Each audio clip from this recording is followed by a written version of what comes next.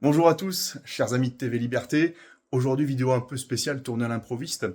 On voulait vous montrer les coulisses de la chaîne parce que beaucoup d'entre vous ont l'amitié de nous faire un don et on voulait simplement vous montrer comment on investit votre argent si précieux. Allez, suivez-moi, on va commencer par la rédaction. Alors vous le savez, chez TV Liberté, il y a une vingtaine de personnes qui travaillent à temps plein. D'abord la rédaction, bien sûr, que vous connaissez bien, avec des figures incontournables. Il y a Blaise là, qui est absente pour un JT. On a Martial Bide.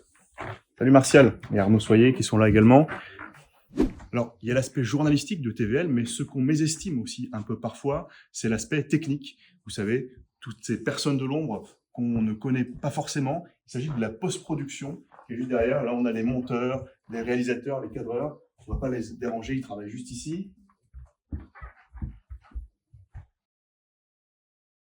Ici, petit passage obligé par le stand maquillage, comme dans toutes les chaînes, pour essayer d'avoir bonne mine.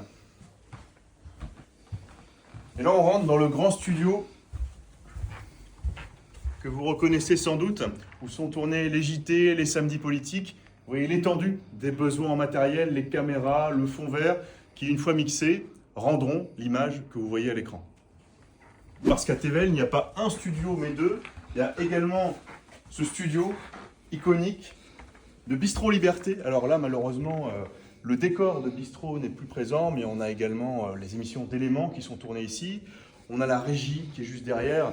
On voit toute l'étendue de l'installation électrique, de la complexité du matériel.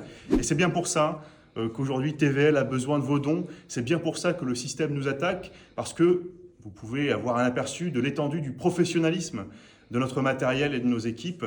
Et cela fait 12 ans que TVL existe grâce à vous. En fait, je me suis trompé, il y avait un troisième studio. Alors j'avoue que je n'y ai jamais tourné personnellement, mais c'est le studio de Tête à Clash et de Choc du Monde également, qui est plutôt un studio de radio en fait. Et il y a également une régie qui est située juste ici.